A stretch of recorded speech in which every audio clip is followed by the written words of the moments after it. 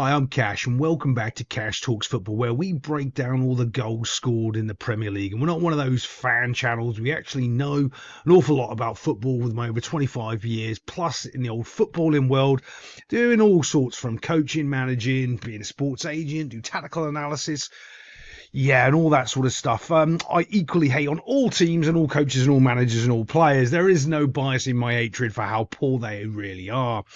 But I'm just going to talk about United here because I watched a little bit of this game, and quite frankly, so if you're looking from a sports analytic point of view, you're talking about, okay, Man United at home, so they're favourites, right? Arsenal are title contenders, allegedly, well, because based on last season, which is a whole nother aspect. If you really wanting to get into proper technical analysis, that isn't really what you should be looking at, even though they'll convince you that that's important. Arsenal didn't play well at all in this game. Now, people will say that's for two things. Oh, because Man United plays so well. Yeah, you possibly might be correct. But from a data set of one game, it isn't really a good sort of analytic to break it down and go, yeah, Arsenal played poor because Man United played well. There were simple passes in this game that Arsenal could have just put together and created a really good goal scoring opportunity, and they just couldn't do it. Odegaard just mislaid passes all day in this game. Absolutely all day, was all over the shop. Overhitting, underhitting, there was all sorts of weird things going on. From United's perspective, though, from the pre-season, if I'm coaching, I'm doing exactly what Ruben Amorim did, which I talked about in my pre-season games and the pre-season build-up. United were awful in the pre-season, in my opinion. You just go back and look at my videos, go and have a little watch. And they were making the same mistakes that they made last year, and you can clearly see some of the massive faults they were going to have. None of those were in this game. And that's exactly what you do. You do your pre-season, you're doing your things, but you're not showing anyone your deck of cards of what you've really got for the first couple of games of the season. Because if you're doing that in the pre-season, they're all going to scout it and know what you're doing, and they're going to counteract it within the first couple of games, and you're going to be in trouble. You didn't do that. Played a very, very sort of different way. United played very well. United honestly probably deserved a draw, maybe a bit more out of this game. But then you've got a couple of problems, and you have to think about this from a psychological point of view. You've played really well, probably one of the best United performances, say, in the last sort of 6 to 8 months. Played great. And you lost. Now, you can get away with it because you're going to walk away. Everyone in the dressing room is going to get mad and upset and go, oh, we should have won that game, and rightly so. They're going to, The problem happens is, within the next 5 games, if this happens 2 more times, all the squad morale's gone. Absolutely gone to ground zero.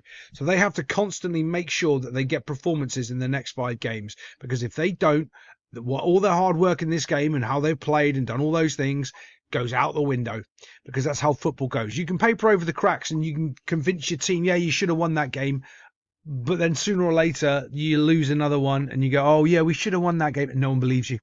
No one believes you. Even if you should have won that game, your players stop believing in you. And that's what one of the problems is with United, is they do have a weak mindset as a team.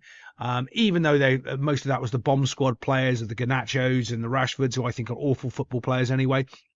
But that's going to be the hard part going forward. There's not much more to really break down in this video. We're going to break down the goal and maybe a couple other little bits. But as this cross comes in, United know that Arsenal are quality on set pieces. They do the same sort of setup. Saliba bullies the keeper, and away you go. But that isn't the issue. The issue is that weak wrist there. That's the problem. The goalkeeper's got to the ball, but he's got a weak wrist. You can see it better on the other angle, which I'm just going to show you now. Here it is. Here's the weak wrist. There you go. Boom. He's touched the ball. He's got no strength in his arms to get that ball away from the danger zone, and it ends up going in the goal. Now, you can say, oh, yeah, there might be a foul on the goalkeeper there. Well, back in the day, that's not a foul. And according to the modern referees, it's not a foul either. So no one knows. But there's so many fouls going on in this box. Let me just show you a couple. Like that's a penalty. Like, that's a penalty. There's fouls going on here. There's fouls going on here. There's like people got their arms wrapped around their players there. Can you see? Look, he's got his arms wrapped around him. He's got his arms wrapped around him there. There's all sorts going on. Absolute all sorts. You could probably call 3 penalties and 2 free kicks from either team. Go ahead. Like it's just a mess. And that's where the ref just doesn't call it and lets it play. Now, this is going to be interesting, okay? Because this will happen. There will be another foul just like that, and some team will score, and they'll call it a foul on the goalkeeper. And that's the problem that we all have. We're all happy if this doesn't get called week in, week out, and they let you, push and shove the keeper a bit, the problem will happen is when someone pushes and shoves the keeper, they score a goal, and then they disallow it because, you can't push and shove the keeper. Well, they could against Man United and Arsenal. So why can you now? And that's one of the biggest problems I think everyone has, is the lack of inconsistency in the Premier League. I'll keep this one short.